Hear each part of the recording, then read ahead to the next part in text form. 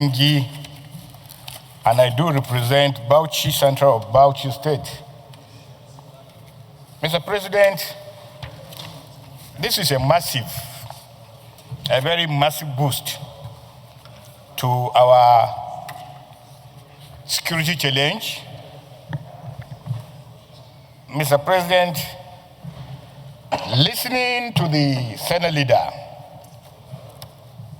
adumbrating the significance of this bill, I'm so delighted that at this critical time of our history, at this critical challenge of the nation, that we have thought it fit to provide some of the roadmap to be able to meet our security targets.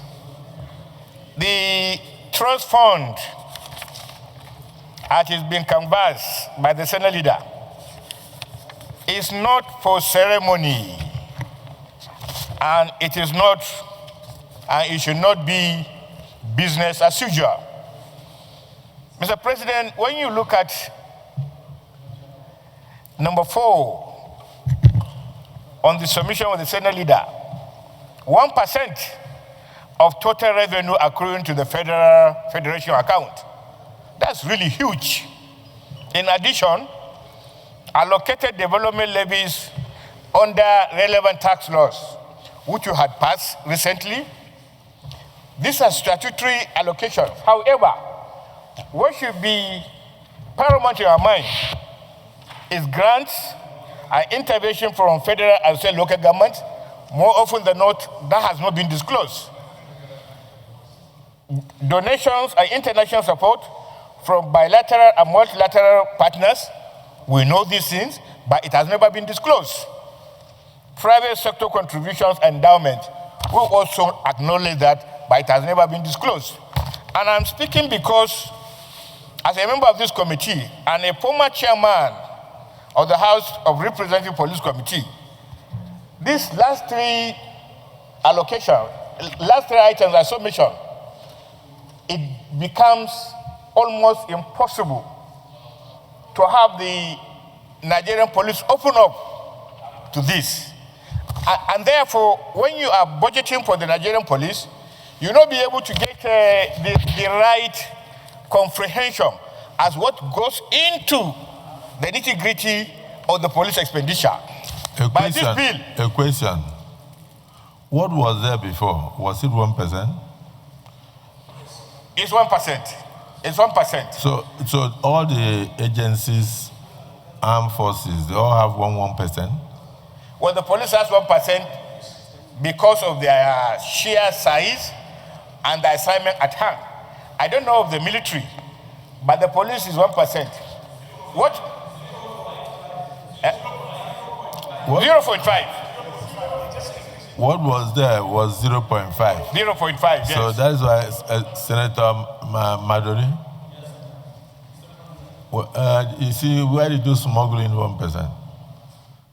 You know why I'm saying that? Because if you look at the federation account and what accrues to the federal government, if all agencies keep taking 1%, 1%, 1%, 1%, before you know it, they will take out 19%, and before they even share it.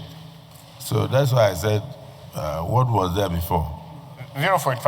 Because you have to scrutinize every bill that comes here, so that people don't use the guise of amending bills to share money illegally from the Consolidated Revenue Fund of the Federation. Mr. President, at a particular time, they were demanding for 5%.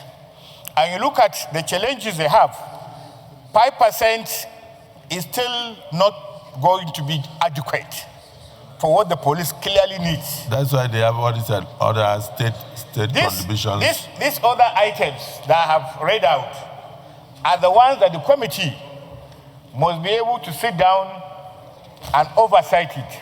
And therefore, the need for acquisition of modern security, deployment of digital surveillance, construction and rehabilitation of police, enhancement provision for emergency.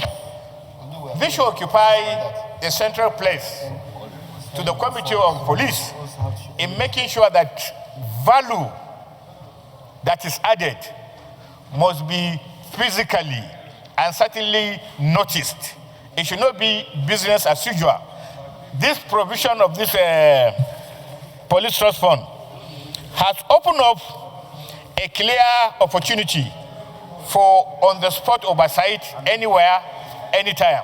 So I support this thing, and I'm sure the police committee will do the needful in making sure that these monies, when channeled, are actually channeled to the appropriate ends. Thank you. Distinguished Senator,